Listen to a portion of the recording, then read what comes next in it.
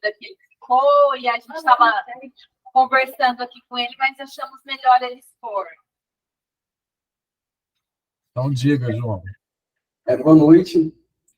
Então, eu estava comentando aqui com as meninas sobre uma fala do Kleber, e depois o Diego até complementou em cima da pergunta do Cauã, né?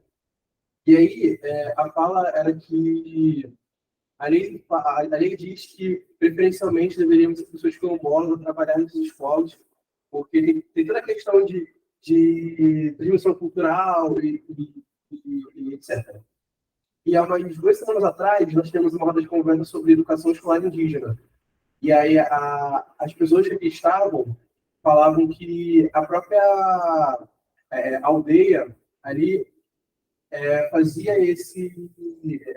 levava essas pessoas que ali estavam para a universidade, porque existiam cursos específicos para a educação indígena. E aí, a minha pergunta em cima disso é a seguinte: na verdade, vão ser 2 perguntas em uma. A primeira é: o que a comunidade quilombola pode fazer para estimular e tentar levar as pessoas ali a chegar à universidade, haja vista que é bem difícil no Brasil que nós estamos, né, por conta de vários motivos. E a segunda pergunta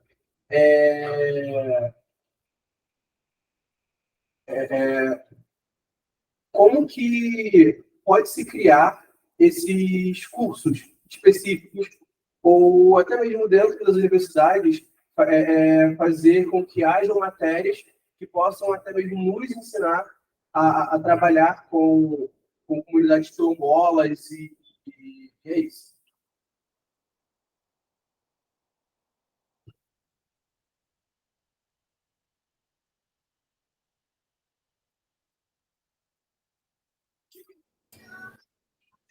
Quem comentar a pergunta do João? Dá para falar, dá para me ouvir tranquilamente? Sim. Então, gente, sobre a questão do...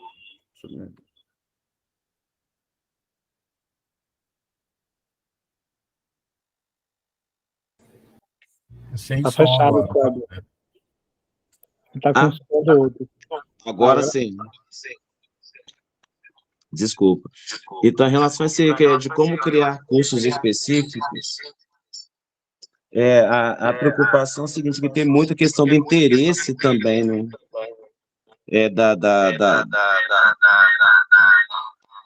Da gestão, da equipe da saúde, ou das universidades, dos gestores, né? Se tem o interesse dos gestores, porque a gente vê, assim, que algumas instituições aqui ao entorno procuram a comunidade quilombola, né? Procuram saber como são, procuram dialogar com esses saberes que específicos da nossa comunidade, né? Então, a gente, de repente, não vê essa abertura totalmente, de repente, da gestão, né, que tem muito essa questão de gestão. E olha que, embora, né, hoje eu represento o Fundep, né, eu estou na cadeira do Fundep como presidente, representando a comunidade quilombola, né, porque a nossa estratégia é assumirmos esses lugares estratégicos dentro da comunidade, para nós podermos, de alguma maneira, está acessando algumas coisas, está buscando algo mais,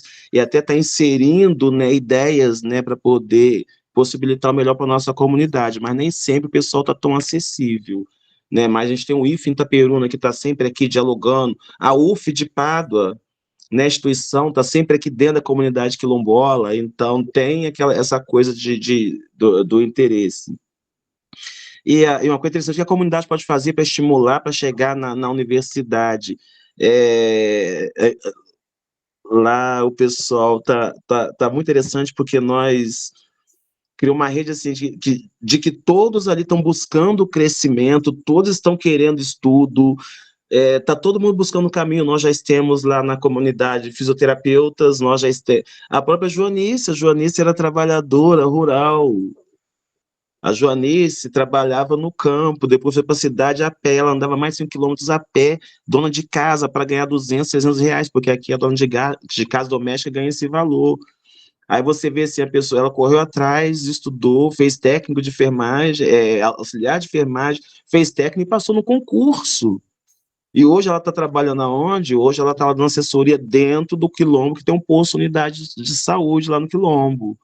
Né? Aí tem outro que é educadora física, tem outro que está fazendo direito. Então, estão sempre assim, e estudantes dentro da própria da nossa comunidade, né?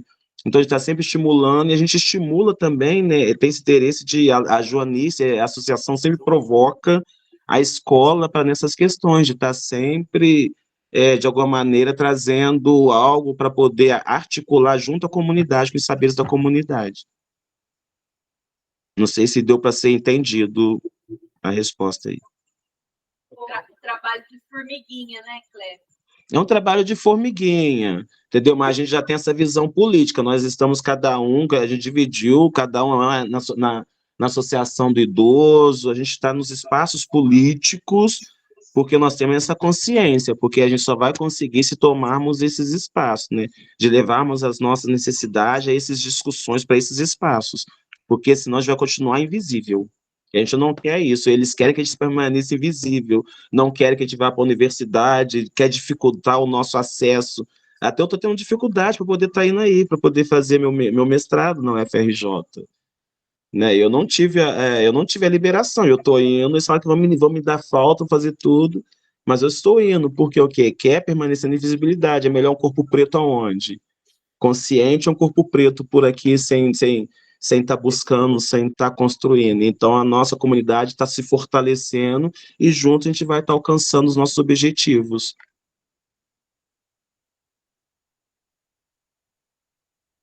Ok, obrigado, Kleber. Então, agora, Alan, por favor, a palavra é sua. Tá, então boa noite a todas, todos e todas. Quero agradecer o convite, cumprimentar Kleber, Diego, professores que estão lá também, junto com os estudantes. Eu vou rapidamente aqui colocar na tela para a gente aproveitar o tempo. Só um momento, acho que não estou conseguindo. Deixa eu pegar a minha apresentação. Ele mudou. Vamos ver se vocês veem.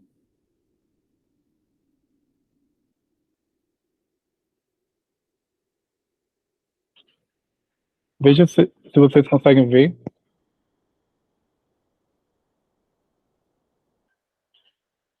Conseguem? Sim. Tá, então eu vou colocar em tela cheia, se vocês tiverem algum problema me avisem, né? Então eu quero começar dizendo que, a partir já do que a gente está discutindo aqui, né, acho que são 2 pontos que eu queria marcar, antes de a gente começar a falar especificamente da educação escolar quilombola. Acho que o primeiro aspecto é lembrar que no Brasil que a gente vive, né, somente esse ano a gente teve o primeiro censo brasileiro, né, que leva em conta as pessoas quilombolas. Eu acho que esse fato ele já traz, né, já traduz muitas das questões que perpassam algumas das perguntas que foram feitas aqui, né, e alguns dos comentários que já foram feitos. Então, acho que para a gente falar de educação escolar quilombola, ou de educação escolar pensando os corpos negros, é, sobretudo, lembrar de como a nossa história, o nosso passado, ele é realmente permeado de presente, né, e o racismo que nos atravessa, porque não há outra explicação, né. Também, recentemente, a gente teve a morte violenta, né, da Iá Bernadette, que é uma liderança quilombola, uma Yalorixá, uma pessoa muito importante para a luta política, né, para as lutas, para as resistências negras no Brasil. Então, a morte da Mãe Bernadette também sintetiza muito desse racismo nas suas diferentes facetas, né. Então, é sobre isso, né, sobre como é que a gente lida com essas questões todas, como é que a gente lida com essas informações todas. Então, a gente tem aí, quando a gente pensa as pessoas quilombolas, em particular, comparado, por exemplo, com as pessoas negras não quilombolas, ou com a luta das populações indígenas, como foi trazido aqui para essa discussão, né, a educação escolar quilombola, ela é ainda mais particular. Quando a gente pensa, por exemplo, que o primeiro marco legal para pensar a educação escolar quilombola, a gente tem ali as diretrizes curriculares nacionais para a educação escolar quilombola em 2012. Então, a gente tem a Constituição Federal de 1988, que reconhece as pessoas quilombolas como sujeitos e sujeitos políticos de direitos, né?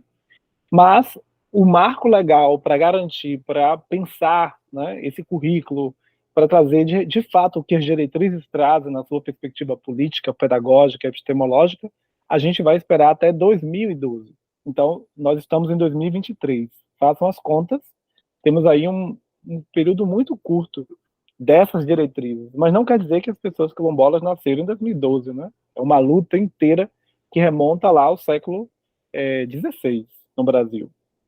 E, obviamente, que nesses processos todos de resistência, né, a gente tem aí, desde o Brasil colônia, o Brasil império, o Brasil república, luta e resistência o tempo inteiro.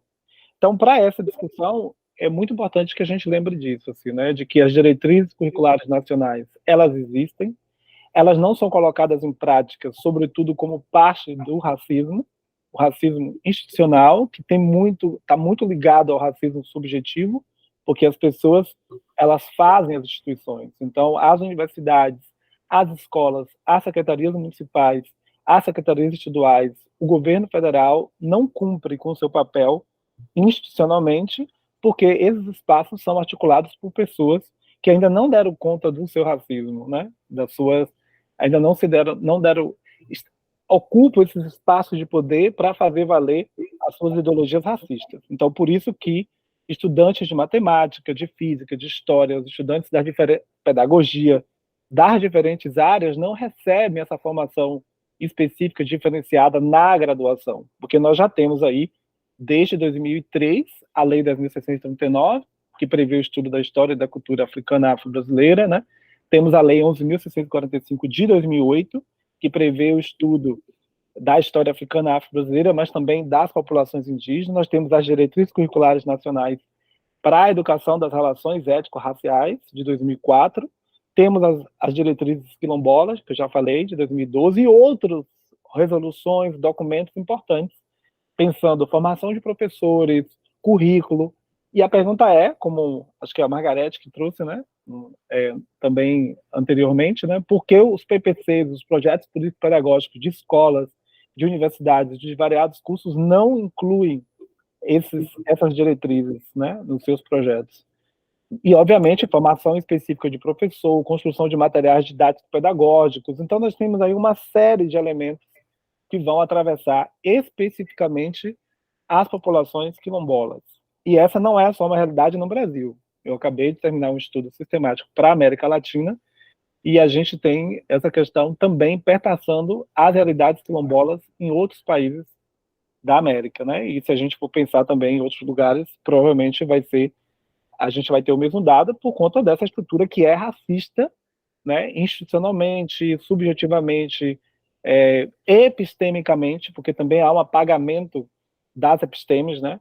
Das pessoas ligadas a esse projeto. Então, nós temos aí vários elementos, né? E pensando todos esses elementos, todas essas dificuldades, eu tenho trabalhado nesse projeto, o projeto Zumbi da Andara dos Palmares, para exatamente pensar os desafios estruturais e pedagógicos da educação escolar quilombola para a promoção da equidade racial no Brasil no século XXI. Nesse link que vocês estão vendo aí na tela, vocês podem encontrar mais detalhes. Ali já tem resultados, é um projeto de mais de 2 anos, financiado pelo CEST, junto com todos esses parceiros que estão aí. O CEST é esse centro fundado pela Maria Cida Bento, né, que traz para a gente o conceito de branquitude, que também está conectado com todos os problemas que o Kleber trouxe, né, o Diego e as meninas, e também as perguntas dos estudantes. Então, a gente tem aí, né, um projeto para pensar todas essas relações. Aqui algumas pessoas que participaram desse projeto, né, colegas nossos, ali vocês estão vendo em cima, da esquerda para a direita, na primeira fila de cima, a professora Petronilha, que ela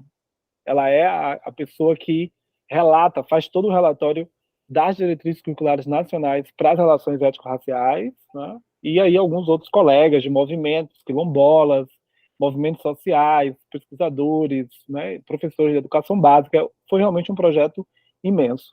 Para fazer valer esses marcos legais que eu já trouxe aqui, pensando exatamente a diretriz curricular nacional para a educação escolar quilombola, então, em princípio, todos vocês deveriam ter, não só nesse espaço que o professor Vitor e os colaboradores criaram, mas ao longo da formação de vocês, vocês deveriam ter as diretrizes, vocês deveriam ter vivências quilombolas, vivências indígenas, né? Esses estágios, essas vivências todas, o ensino, a pesquisa, a extensão, tudo que é a universidade, a gente deveria também ter essas vivências, né? Então, isso está regulamentado, não é colocado em prática como parte do racismo. E essas diretrizes, elas não são criações de cientistas, de pesquisadores, de educadores, de cima para baixo. Elas são, sobretudo, o resultado dos movimentos sociais, quilombolas, negros, no caso das diretrizes indígenas, das populações indígenas, historicamente. Também isso é muito importante dizer, né? São documentos que são criados a partir dessa articulação. Então, aqui, a professora Petronila, que eu já falei aqui dela, e a professora Nilma Lino Gomes, que é a relatora das diretrizes curriculares nacionais para a educação escolar quilombola. A professora Nilma é a professora emérita da Federal de Minas Gerais, né? As duas estão vivas e ainda pensantes e atuantes.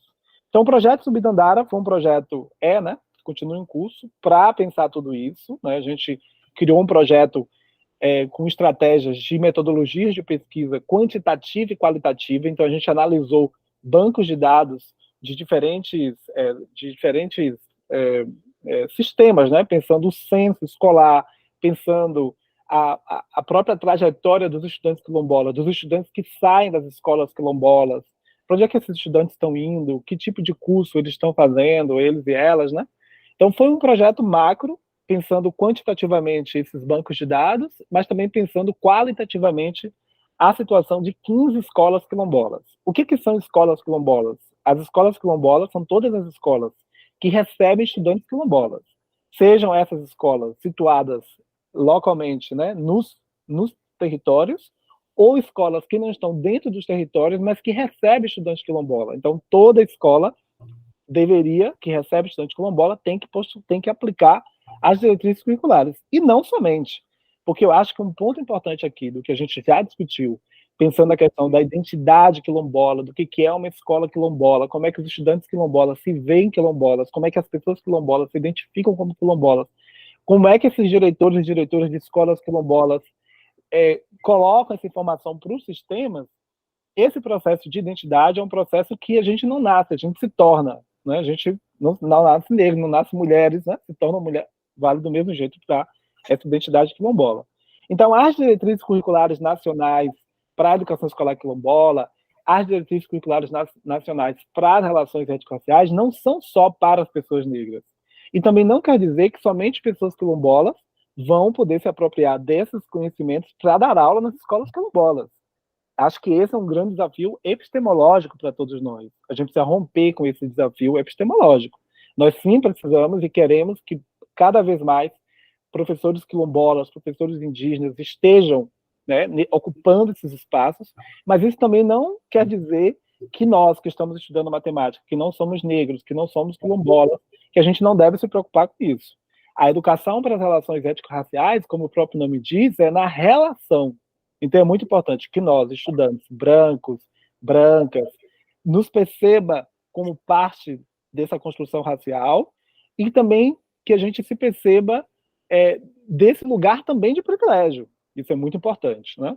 Então, eu quero dizer que, com isso, os cursos de licenciatura de Direito, os bacharelados de Medicina, né, de Enfermagem, Engenharias, Arquiteturas, todos esses cursos deveriam colocar em prática as diretrizes curriculares nacionais para a educação escolar quilombola e para as relações étnico-raciais, pensando o que são essas relações entre brancos, negros, indígenas, né, e outras denominações, num país que é multiétnico, pluriétnico, um país que é racista, que é complexo nessa construção.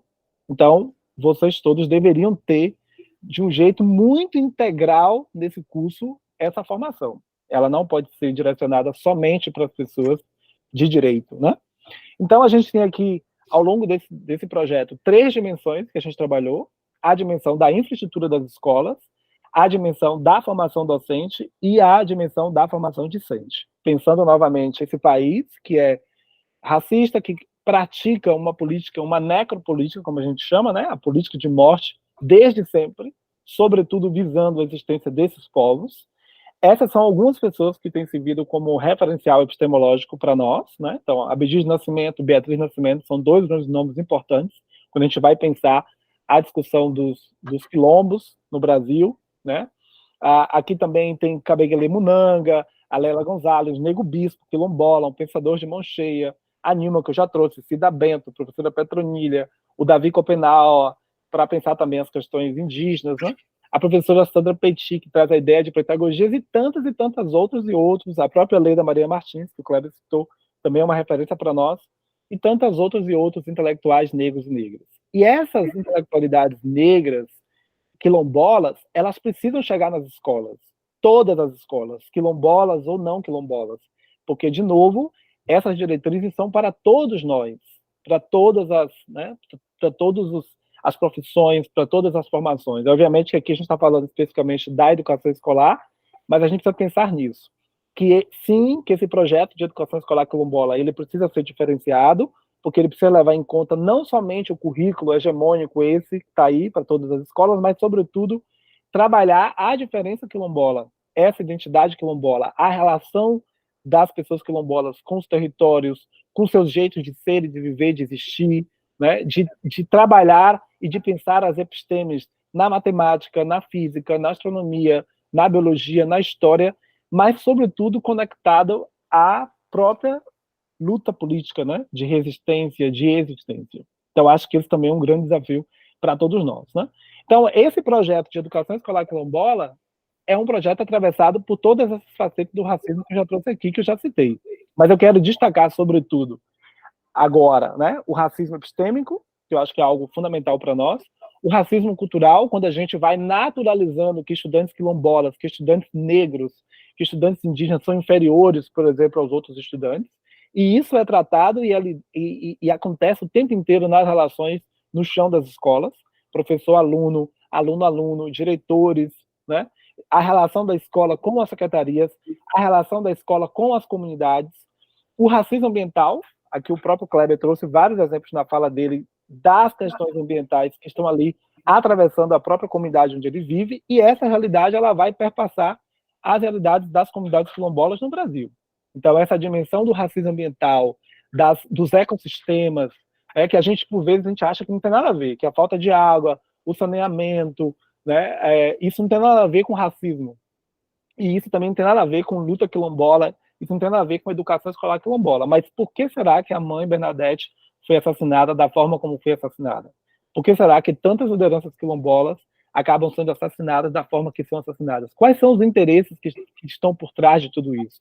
Então, essa escola quilombola, essa escola não quilombola, que pratica as diretrizes curriculares, elas precisam pensar nessas intersecções. E essas discussões e essas relações, elas não podem fazer somente parte dos cursos de história, das artes, da literatura.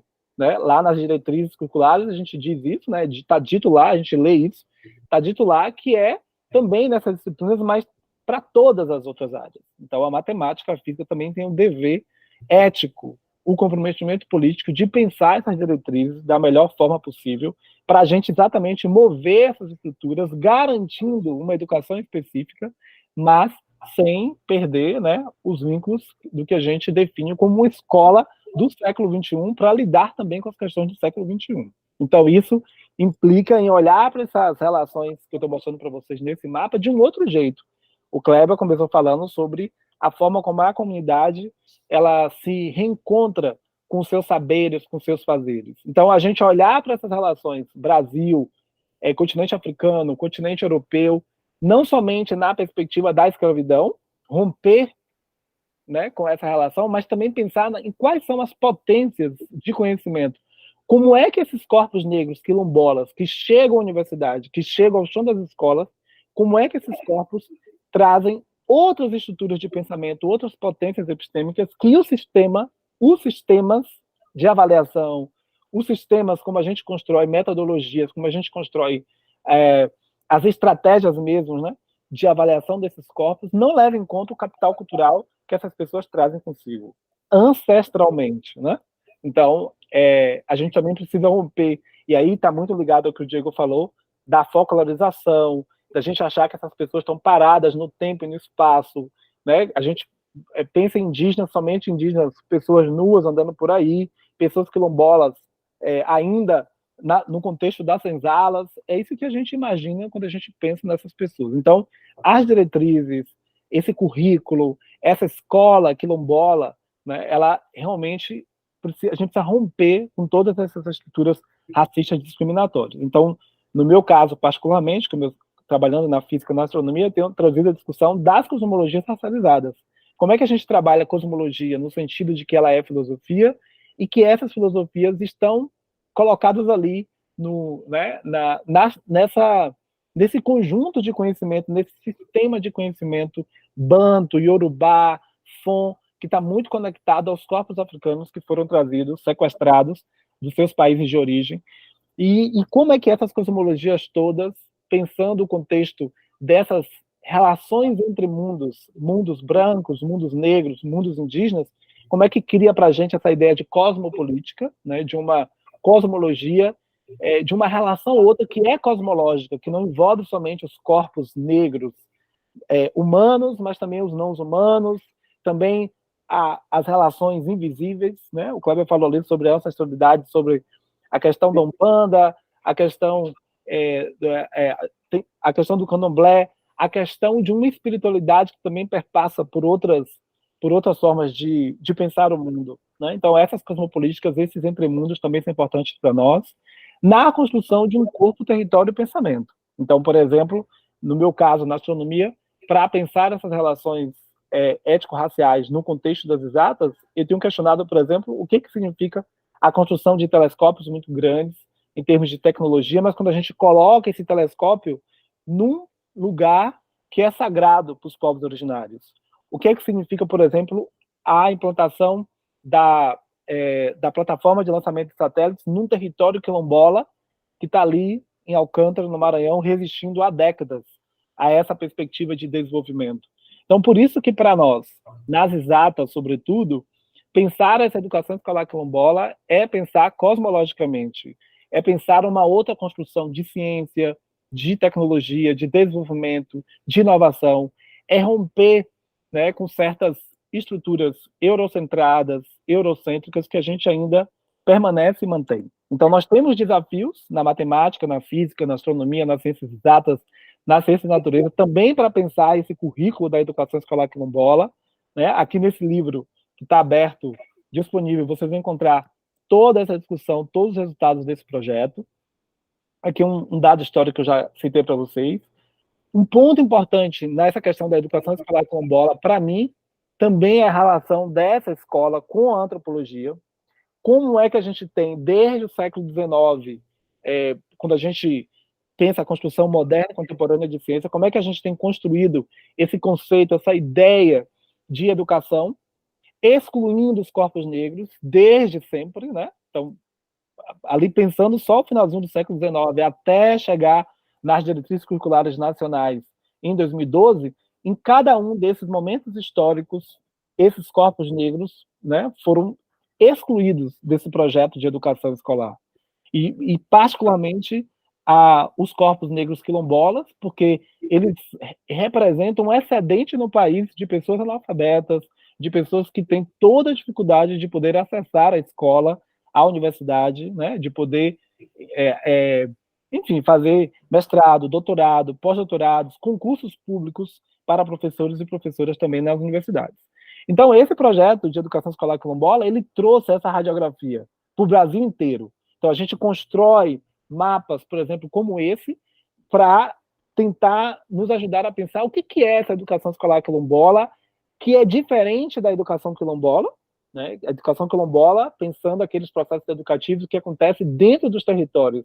Mas como é que essa educação quilombola, ela tem que, o tempo inteiro, contribuir, moldar, direcionar esse projeto de educação escolar quilombola. Por isso que a educação escolar quilombola, ela é diferenciada, porque ela vai precisar levar em conta os princípios. Eu botei ali, nessa imagem, 24 deles, princípios que estão conectados com a educação quilombola. Então, não há dissociação entre educação escolar quilombola e educação quilombola. Não deveria ter. Então, esse é o grande desafio para nós nas instituições, né, como a gente pensa a forma como essa educação, como esse projeto de educação escolar dialoga com a realidade das comunidades, com a história das comunidades. E aí a gente tem, então, vários pontos importantes, né?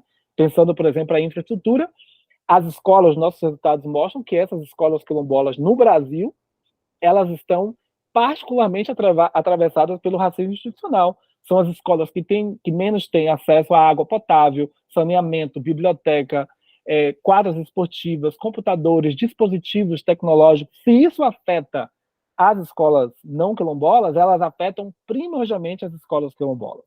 No caso dos docentes, não temos formações específicas, como já foi dito aqui, para professores quilombolas, né? O governo federal não cumpre com a obrigação legal de prover essa formação docente específica. A gente não tem. Não temos formação específica nas diferentes esferas, né? Municipal, estadual, federal. Os discentes quilombolas, quando saem das escolas quilombolas, a gente também consegue, a partir desse trabalho, fazer cruzamentos de dados. Por que cursos, por exemplo, foram esses estudantes que saíram das escolas quilombolas? No geral, os estudantes só têm acesso aos cursos de licenciatura.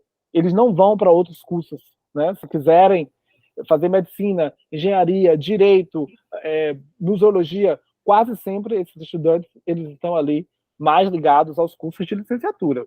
Então, o que isso significa na perspectiva, por exemplo, desse arcabouço cultural, desse capital cultural que eu mencionei anteriormente? Então, são vários resultados, que eu vou também já encerrando, já vou por 25 minutos, são vários resultados que a gente trouxe nesse projeto estrutural, usando dados quantitativos e qualitativos, para exatamente mostrar de que maneira esse projeto de educação escolar quilombola ele é ainda bonito no papel, né, mas ainda com muitos desafios do ponto de vista da realização prática, das estruturas de acompanhamento, porque nós estamos agora comemorando 20 anos da Lei de 10.639 de 2003, né? Mas a gente sabe que, apesar dos avanços, e temos muitos avanços, apesar dos avanços, a gente tem muitos desafios no sentido de acompanhamento dessas políticas, né? Então, aqui só para mostrar rapidamente, aqui algumas imagens de mapas, que a gente também faz cruzamentos dos dados com as geografias, só para mostrar a distribuição de escolas, que a gente classifica como elementar, básica, avançada, dependendo do nível delas. Então, quando a gente faz esse cruzamento, a gente vai perceber que as escolas quilombolas do Norte, do Centro-Oeste e do Nordeste são as escolas que estão no nível mais precário de condição. As escolas do Sul e do Sudeste, sobretudo do Sul, elas estão no nível mais adequado do ponto de vista das estruturas, do ponto de vista da formação docente, né? E também da própria estrutura de vida dos discentes, né? Então, aí a gente vai mostrando também o desempenho, a gente também faz classificações, por exemplo, do desempenho dos estudantes quilombolas em relação aos estudantes não quilombolas no mesmo nível de classe, para romper com aquela ambiguidade raça-classe. Porque quase sempre no Brasil, para negar o racismo, a gente diz que a questão fundamental é de classe, é uma questão econômica. Mas a gente mostra que os estudantes quilombolas, eles estão ainda no mesmo nível, quando a gente compara estudantes quilombolas com estudantes não quilombolas das escolas públicas, por exemplo, e comparando os salários das famílias, a gente vai perceber que os estudantes quilombolas ainda estão em desvantagem em relação aos estudantes não quilombolas, ou até os estudantes negros não quilombolas, no mesmo nível de classe. Então, esses sistemas todos, o colonialismo, o capitalismo, o patriarcado, essas relações étnico-raciais, elas atravessam profundamente a existência dessas escolas quilombolas, né? Então, a gente aí, nesse projeto, a gente traz recomendações, orientações, problemas, direcionamentos para a gente poder pensar de que maneira a gente pode transformar esse projeto de educação escolar quilombola no Brasil. E aí, por último, para a gente poder conversar, eu mostro algumas imagens de alguns dos produtos, dos materiais, dos livros que a gente produziu nesse projeto. Tem muita coisa. Os mapas, as cartografias, as afrografias, né, como Leda Maria Martins traz, desse projeto dos quilombos urbanos. Nós temos 11 quilombos urbanos em Porto Alegre. Então, nesse livro Bará, por exemplo, nós temos aí os mapas desses quilombos urbanos, os quilombos rurais do Rio Grande do Sul e os quilombos das Américas, alguns dos quilombos das Américas, também para a gente mostrar que essa experiência quilombola ela não está restrita a Palmares, não somente restrita ao Brasil. Nós temos também várias maneiras de pensar esses projetos de educação nas Américas que a gente também precisa ampliar, exatamente para a gente entender onde é que a gente está. Aqui mais imagens desse projeto Subidandara, né, dos 15 quilombos, das escolas que a gente participou, desses momentos de interação no meio da pandemia, porque esse projeto ele começou em 2020, então a gente passou 18 meses em plena pandemia, fazendo projetos, relações com essas comunidades. Aqui mais materiais didáticos pedagógicos, porque esse também é um outro grande desafio da educação escolar quilombola, a produção, a criação de materiais didáticos pedagógicos feito por comunidades, por professores quilombolas, por professores não quilombolas. Então, o nosso projeto ele trouxe muitas dessas experiências e dessas vivências. Então, é isso. Eu acho que para a gente poder conversar, era isso que eu queria trazer. E aí, pontuar novamente, né? Destacar novamente a importância que a gente precisa colocar no nosso horizonte, né? Do que significa o projeto de educação escolar quilombola e as diretrizes curriculares nacionais para as relações étnico-raciais. Eu acho que o ponto mais positivo, mais interessante da nossa maneira de agir no Brasil, a partir dos movimentos sociais negros, indígenas, quilombolas, é exatamente esse entendimento de que esse projeto de educação é para todos, é para a sociedade brasileira na relação. Ele não é só para as pessoas negras, ele não é só para as pessoas indígenas, é para todas e todos nós nos repensarmos como país, para que a gente possa, de fato, dizer que a gente vive num país democrático, ético, que garanta o jeito, né, de ter e de viver dessas comunidades. Eu acho que é legal. Obrigado. Valeu, muito obrigado, Alan. Agora, vamos lá, pessoal. Quem gostaria de fazer algum comentário ou pergunta?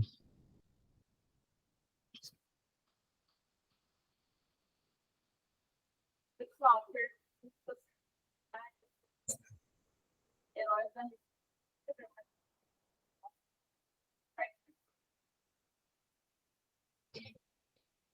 vem cá.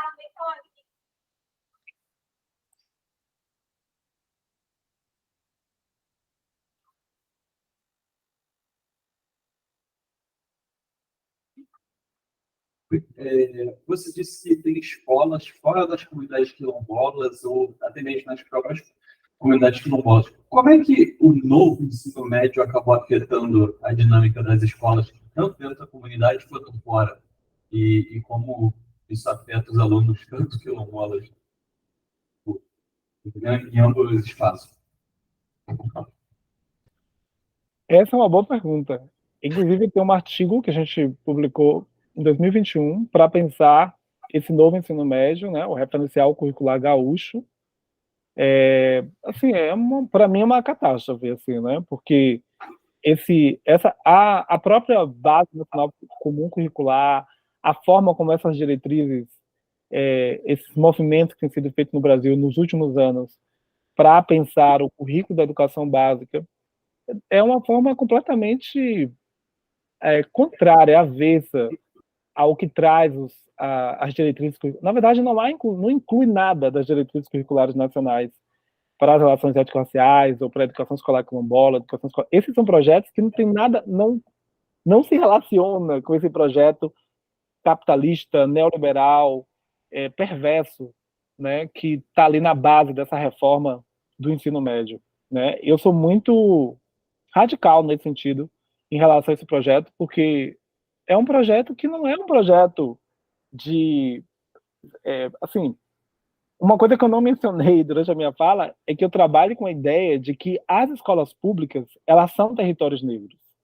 Elas são frequentadas majoritariamente por pessoas negras. É importante dizer isso aqui também. A gente está falando da escola quilombola, como um projeto diferenciado, como educação escolar indígena, mas as escolas públicas no Brasil, elas são territórios negros, frequentadas majoritariamente por pessoas negras. Mas essas pessoas negras, elas não recebem um currículo, uma formação por exemplo, outra. Né? Essas metodologias, a forma como essas escolas se organizam, se estruturam, elas não são negros referenciadas, elas não trazem a história dos povos africanos. Então, eu gosto também de dizer que esse projeto de educação pública no Brasil, ele é do jeito que é, porque ele é um projeto para as pessoas negras, sobretudo. São pessoas negras que estão ali. Porque as escolas privadas ou as escolas outras, né, elas certamente têm um outro tratamento, né? Elas vão ter uma outra relação dentro dessa estrutura de exclusão que está dada nesse projeto novo de ensino médio. Então, as escolas públicas, eu trouxe aqui um pouco a realidade das escolas quilombolas, mas as escolas quilombolas, as escolas públicas, as escolas indígenas só passam também por tudo que passam porque elas são escolas públicas para esse público. É importante dizer isso. Né? Então, eu acho que a gente não pode ser ingênuo de achar que esse projeto de reformulação do ensino médio é um projeto pensando nessa maioria negra ou nesses pobres, quase pretos de tão pobres, como diz a música de Caetano, né? A gente não pode ser ingênuo de achar isso. Né? Então, eu acho que é um projeto mesmo de poder, de dominação, um projeto de destruição, porque os estudantes das escolas privadas, eles continuarão tendo de física, professores de química, de biologia, laboratórios, formações com tudo que, né, que a escola tem direito. Eu, por exemplo, esse semestre aqui, eu tenho estudantes negros que não tiveram aula de física. O ensino médio inteiro não tiveram aula de física. Né? Então, assim, e eu estou vendo exatamente, acompanhei de perto tudo que esses estudantes passaram num curso de física, num curso de astrofísica, tendo que passar nas disciplinas, tendo que estar na universidade, sobreviver, comer, dormir, viver, deixar a família, mas sem essa ferramenta, sem esse letramento básico fundamental. Então, esse projeto de ensino médio é um projeto de destruição para mim. Né? Ele não tem compromisso político, ético nenhum com essa população que a gente está discutindo aqui hoje de um jeito mais focado. Né? Então, eu vejo com muita preocupação, né, esse movimento, e é um movimento que nos afeta também na universidade, porque esse movimento não é só um movimento para mudar esse currículo lá na base, mas também para influenciar a formação de vocês na licenciatura. As licenciaturas também sendo afetadas. Então, a gente não cumpre o papel de alterar os PPCs, de pensar a implementação dessas políticas na universidade. A gente não tem pensado a contratação de professores negros, de professores quilombolas. A gente não tem se movido como deveria para pensar políticas de permanência dos estudantes negros na graduação, na pós-graduação. Né? Então, assim, e claro que a gente está avançando ali, mas sempre tem muita resistência também institucional contrário, né, a esse movimento. Então, eu vejo assim com muita preocupação. E aí, um resultado importante desse projeto é exatamente esse. O peso das instituições. Como o racismo institucional é crucial para desmantelar o projeto de educação escolar quilombola. Né? Em termos de formação de professor, de material didático, de garantias de que essa comunidade vai manter uma outra relação com a escola e vice-versa. Né? Então, eu vejo assim com muita preocupação mesmo. Diego.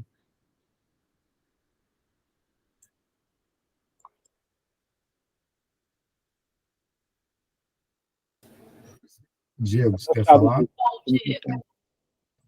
Ótimo. Eu só queria compor um pouquinho com essa resposta do Alan em relação ao novo ensino médio e a BNCC, para dizer, antes de qualquer coisa, que, basicamente, um pouco do que o Alan disse, que o novo ensino médio e a BNCC, ela não é nociva para as comunidades quilombolas indígenas, ela é nociva para todos nós. Porque o que está envolvido ali é um sistema, acho que, para além da destruição, está envolvido um processo de produção, de efetiva produção, que está pautada na construção de um sujeito empresa em todas as instâncias. Veja que a BNCC ela retoma uma discussão do século passado, especialmente da década de 70 e 80, que é as questões das habilidades e competências. Essa formação de um sujeito que se responsabiliza ele mesmo por sua formação. Ora, Você não foi bom, você não passou no processo seletivo porque você não se dedicou bastante, você não entrou no vestibular porque você não dedicou bastante, você não aprovou no concurso porque você não dedicou bastante, etc, etc, etc. Você vai responsabilizando o sujeito pela sua própria, seu suposto sucesso. E aí você vai aumentando, né, ao longo dessa jornada, essa produtividade de sujeitos perfis Instagram, né? Sujeitos de sucesso, sujeitos empresariais, né? O que está envolvido na BNCC e no novo ensino médio é exatamente esse sujeito. Olha, eu formo uma pessoa para a empresa. Não, eu formo uma pessoa que ela, em si, é a empresa. São coisas distintas, não é formar para o mercado de trabalho. É dizer que essa pessoa, em si mesma, ela é o mercado de trabalho. Ela garante a engrenagem fundamental, né, para o exercício, o bem exercício do capitalismo. Ou seja, é nesse momento que o neoliberalismo ele se expressa de uma forma bastante intensa, e aí entra a dimensão destruidora que o Alan está colocando. Porque, bom, a gente sabe que existe, sim, luta de classes no Brasil, a gente sabe que existe, sim, né, luta de raças no Brasil, a gente sabe que existe, sim, luta de gênero no país. Então, assim, ao longo desse processo, em toda essa cadeia, em toda essa teia, são esses corpos que vão sendo destruídos ao longo do tempo. Mas não entenda que é só uma destruição, está fazendo isso para destruí-los. Não, o neoliberalismo não quer destruí-los, o neoliberalismo quer que eles estejam intactos, ativos, funcionando, produzindo a todo tempo para que haja manutenção do capital. O que vai sendo destruído é as forças vitais.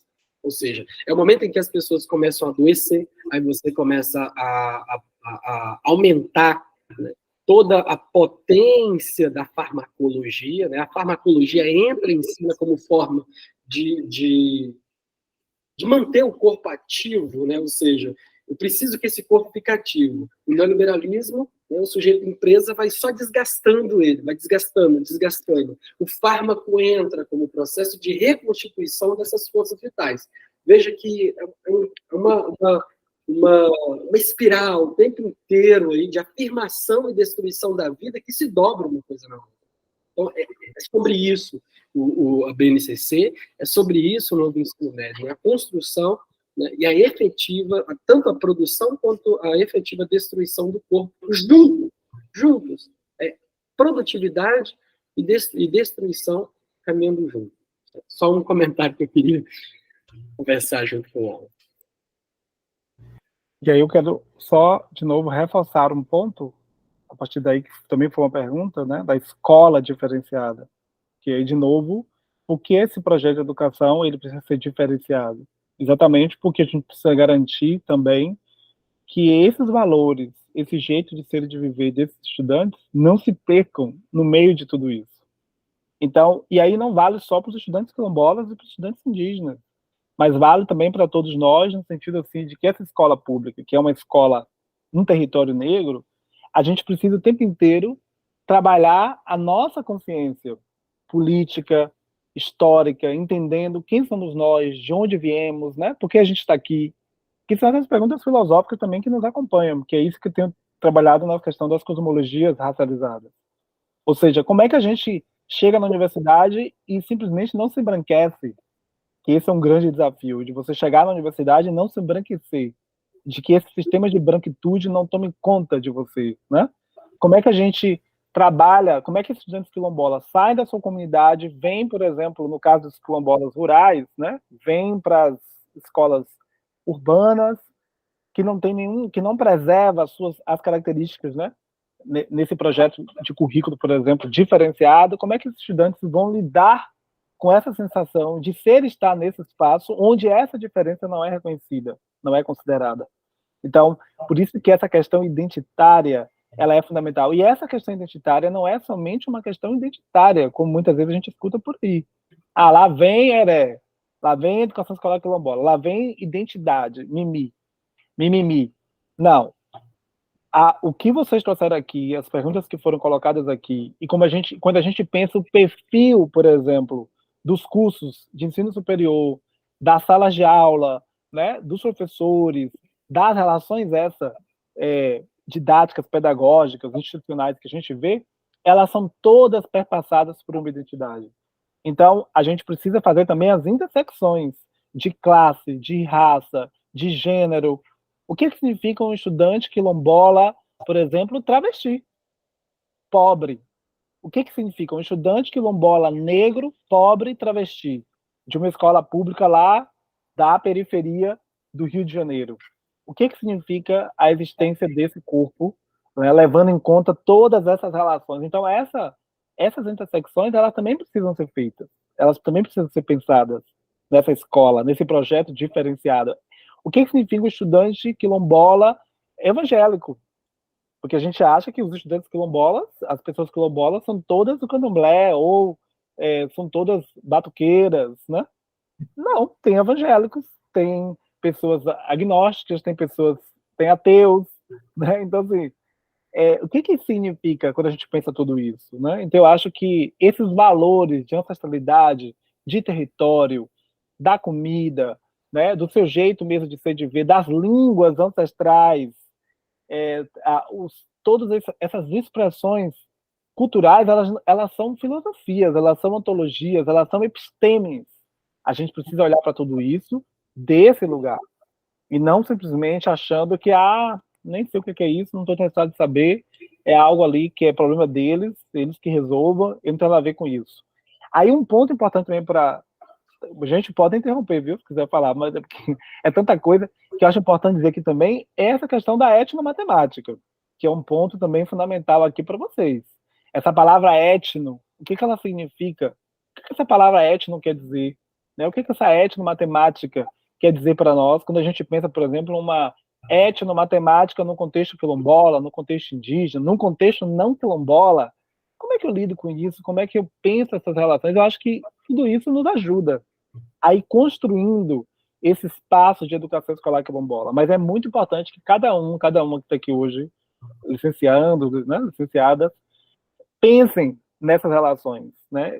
Quando eu escolho o estágio, que tipo de escola eu escolho? Por que eu escolho essa ou aquela escola? Será que eu me interessaria em fazer um estágio numa escola quilombola? Por que eu não me interessaria? Né? E o que me levaria também a essas escolas? O que me motiva, por exemplo, a estudar escolas quilombolas, a trabalhar com essas questões? Eu acho que essas são perguntas que a gente também precisa fazer nesses processos de aprendizagem, de reflexão, né, de luta política. Então, não dá para separar a educação escolar quilombola, por exemplo, da luta política. Não tem como. Não tem como fazer essa separação. Né? Porque a Joanice, ela falou lá da luta dela, né, dos ancestrais, de se perceber, dos desafios, né, de toda... Então, você não tem como separar isso. E quase sempre a gente vai dizer que a matemática é neutra, que a matemática é objetiva, que a matemática não se envolve com questões políticas, né? Então, obviamente que eu sei que esse espaço aqui é um espaço diferenciado, mas vocês vão ouvir isso o tempo inteiro ao longo da formação de vocês na matemática, né? E eu acho que isso também a gente precisa pensar. De que maneira eu posso usar essas habilidades que eu aprendo na matemática para impactar na vida de pessoas quilombolas, das comunidades, das populações indígenas? Como é que eu posso colocar essas habilidades à disposição dessa luta política? Esse também é um ato importante antirracista. Né? Então, eu acho que, bom, são muitos temas, são muitas questões, mas eu diria que a gente está em movimento. Eu acho que a gente tem avançado, né? Tem feito coisas incríveis, mas ainda acho que falta muito, assim, para a gente pensar, porque agora mesmo a gente está tentando propor para um dos encontros mais importantes internacionais sobre ensino de ciências. A gente tentou propor ali uma aba dentro desse congresso para colocar a questão ético-racial. E um dos grandes nomes do ensino de ciências devolve dizendo que raça de jeito nenhum, que ele, como um evolucionista, da biologia da evolução, que raça não cabe, que etnia sim. Então, observem em que momento a gente está ainda também. A gente está avançando, tudo que a gente está avançando, mas também temos aí muitas limitações ainda para pensar raça, etnia, né, quilombo, indígenas. Então, assim, parece que a gente avança, mas também está sempre indo para trás. Mas eu acho que a gente também vai tensionando, né?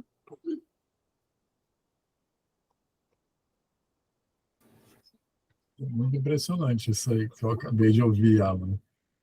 Mas é isso, né? Assim, as pessoas que, como você falou agora há pouco, que não se dão conta, não querem se dar conta do próprio racismo, né? Assim, e que estão ali nos lugares, né? Bem, quem mais tem mais alguma pergunta ou comentário?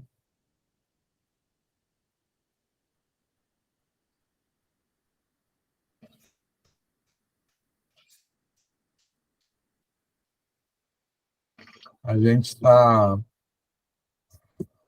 mais ou menos no final do tempo, né? Assim, mas eu queria agradecer muito Kleber, Alan e Diego com a contribuição, foi muito importante, muito rico para a formação dos futuros professores e professores. E eu queria fazer dois comentários, assim, teria, obviamente, muitas coisas para comentar, mas se vocês puderem falar, eu acho que são duas coisas, um pouquinho para encerrando, né?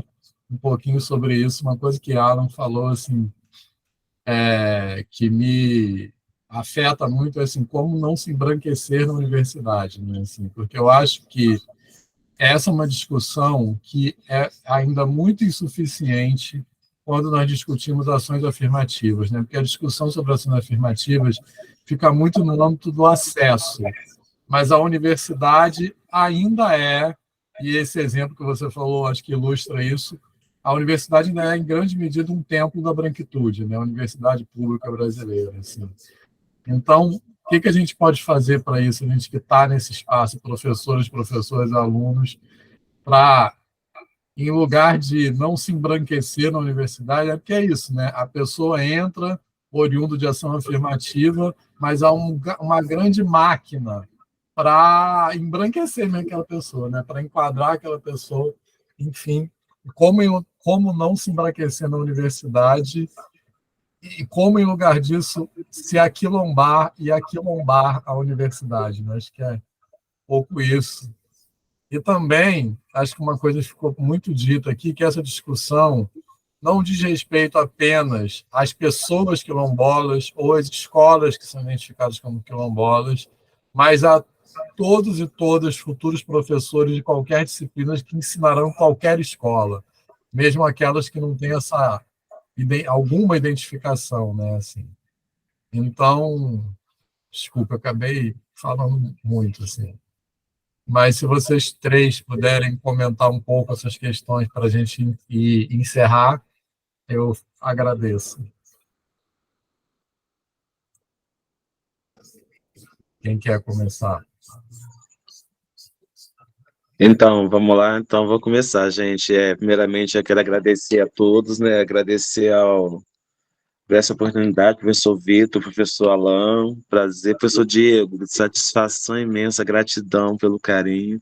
Eu acredito que o importante é a gente de não se embranquecer, nós estamos, né, manter viva a nossa raiz, a nossa identidade, né, tá com a gente onde nós somos, né, Beto Nascimento diz, né, onde eu estou, eu sou o quilombo, e a gente se segue aquilombando com as nossas ideias, com o nosso corpo, né, o interessante é isso, né, com os nossos diálogos, com as performances que a vida vem nos proporcionando.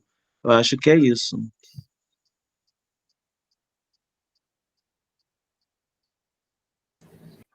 Sou eu, então, né? Eu também quero agradecer a oportunidade, é sempre bom estar aqui com vocês. Já tive aqui no outro grupo, né, da turma, é sempre bom estar com o Vitor, com o Diego, todo mundo. Agradecer o Kleber, conhecê-lo também, trazer essa experiência do Quilombo. E eu acho que também é isso. Eu digo que é importante, eu brinco, né, para perturbar os meus colegas negacionistas, eu gosto de dizer assim que é bori quântico. Uns boris quânticos, porque essa disputa de narrativa, essa disputa de consciência, ela precisa ser feita. Porque eu estou na universidade que é extremamente branca, né? Menos de 1% dos professores aqui são negros, nós não temos professores indígenas, técnicos indígenas, agora vamos ter o primeiro ou a primeira professora indígena na FACED, na Faculdade de Educação, Então, essa disputa, ela é muito perspicaz, né? Eu gosto de dizer, eu gosto também de trazer o Oliveira Silveira, que é o poeta da consciência negra, né? E eu tenho visto o Oliveira Silveira também como um educador da consciência negra. Essa consciência política, ela é muito importante, ancestral, a gente não pode perder isso de vista, né? Que é o que o Kleber trouxe aqui, essa ancestralidade, a nossa identidade. E aí, cada um de nós, negros ou não negros, a gente vai fazer esse acordo. Qual é a minha ancestralidade? O que é que a minha ancestralidade fez nessa relação e como é que eu posso hoje, no presente, me sentir responsável pela transformação também desses espaços, né? Então, eu acho que é dos dois lados. É essa consciência negra, dessa resistência negra, indígena, quilombola, mas também essa consciência das pessoas brancas, dessa ancestralidade que está conectada ao projeto de colonização, ao projeto de extermínio. Então, eu acho que essas consciências, elas precisam estar o tempo inteiro sendo acionadas, né? E, para isso, eu acho que é isso que a gente está fazendo, esses espaços, os NEABIs, os coletivos, as disciplinas, as vivências no quilombo, as experiências, né? Essa desarticulação mesmo subjetiva do racismo. Eu acho que esses são caminhos potentes. Assim.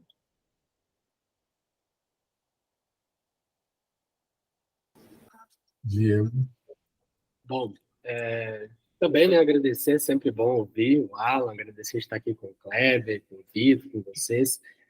Eu tinha organizado dois momentos de articulação do meu diálogo, né? Um que eu apresentava bem rapidamente, no slide, alguns projetos que eu tenho desenvolvido em torno da filosofia, mais especificamente, com dois conceitos específicos, inclusive, que o Alan trouxe aqui, o de cosmologias e o de ancestralidade, e também um filme que eu acabei de produzir junto com a comunidade que eu trabalho há praticamente 10 anos, né, que é a comunidade do Mandira. E aí eu estava vendo aqui as anotações e tudo que o Alan e o Kleber falou, e me lembrou uma forma com que a Beatriz Nascimento acaba definindo o quilombo, né? Ela disse que o quilombo, ele é primeiro uma instituição africana e ele é segundo uma organização social. E como instituição africana, Beatriz Nascimento não está dizendo que há uma gênese do quilombo no Brasil, de que ele é essencialmente africano. Na verdade, ela está dizendo que o quilombo no Brasil ele é a figura do transe, né? Do transe como transatlântico. Como organização social, ele é um espaço de reconhecimento das pessoas. E aí, tentando operar com essa pergunta que o Vitor traz, me parece que uma forma de não embranquecer, de produzir aquilombamento, é criar, inventar um corpo que seja o transe transatlântico do quilombo em nós. Segundo, de fazer desse corpo uma organização social e política capaz de enunciar e de gritar pelos nossos direitos, né? De lutar pelos nossos... pelo direito da Joanice, né, que ela vai dizer assim, graças a Deus eu sou evangélica. Essa fala é muito interessante. Quando ela diz isso, ela está dizendo assim, olha, vocês esperam que eu seja do candomblé. Vocês esperam que eu seja do terreiro. Mas graças a Deus, e com força veemente de uma evangélica, eu sou evangélica, eu sou cristã. Eu acho que quando ela diz isso, tem uma potência do direito de um corpo aquilombado, né, de um corpo transatlântico, muito, muito potente.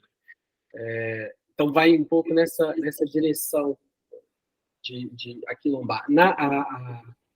Não é à toa que o filme que a Beatriz Nascimento faz com a Raquel Gerbet chama Ori. E a Beatriz Nascimento, pensando aí junto com o que o Alan estava trazendo da consciência, né, que consciência seja essa? Ori significa cabeça. E fazer o Bori, que a Beatriz Nascimento está dizendo, é uma consagração ao Oxalá. Ou seja, uma consagração a essa forma de organizar a cabeça. Eu preciso fazer a cabeça, eu preciso juntar os pedaços do tempo que estão soltos, desarticulados, e ir dobrando uns nos outros para ver o que isso constitui. Mas, além disso,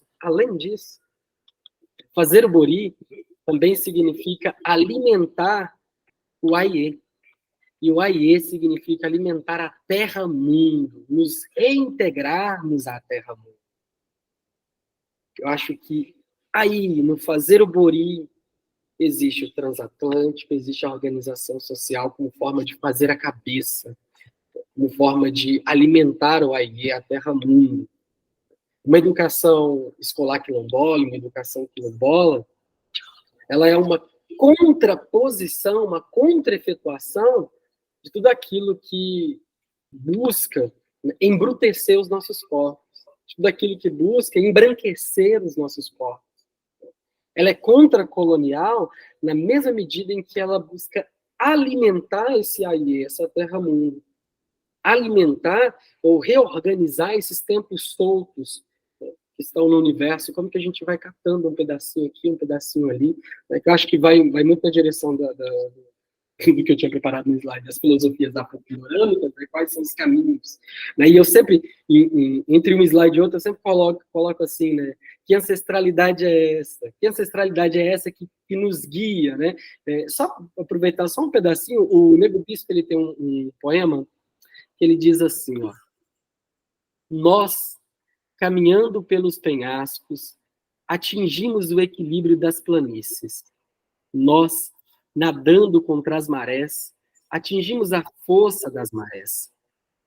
Eu vou até projetar, desculpa o corte, porque eu vou projetar isso, que é muito bonito, é bom que vocês leiam e vocês acompanham. Vocês conseguem ver? Sim? Sim. Bom, aí ele diz, né? Nós, caminhando pelos penhascos, atingimos o equilíbrio das planícies. Nós, nadando contra as marés, atingimos a força das marés. Nós, edificando nos lamaçais, atingimos a firmeza dos lajeiros. Nós, habitando nos rincões, atingimos a proximidade da redondeza. Nós somos o começo, o meio e o começo. Existiremos sempre, sorrindo nas tristezas, para festejar a vinda das alegrias. Nossas trajetórias nos move, nossa ancestralidade nos guia. Eu acho que tudo isso que eu estou falando como forma de não embranquecimento tem a ver com esse exercício de alimentar essa terra-mundo, né, de fazer o Bori como forma de produzir uma ancestralidade como guia, né? Não uma ancestralidade como algo do passado, mas algo que nos lança para o futuro. A ancestralidade como profetização do passado e não como folclorização de algo que passou. Acho que esse é um exercício que talvez me parece se aproximar de um como não se embranquecer nessa universidade, como que a gente transforma ou torna os nossos currículos no transe do transatlântico, como que a gente torna a formação de professores no transe do transatlântico, como que a gente torna o ensino transatlântico, ou seja, fazendo o Bori. Acho que uma coisa importante é vamos fazer o Bori. Fazer a nossa cabeça. A gente precisa fazer essa cabeça. Valeu, obrigado, Diego. Então é isso, pessoal. Mais uma vez, muito obrigado pelo tempo, pela disponibilidade, pela contribuição. Foi enorme. E é isso. Até a próxima. Nos encontramos por aí. Tchau, gente. Tchau, gente. Boa noite. Tchau, Boa gente. semana. Boa noite. Tchau, tchau. Tchau.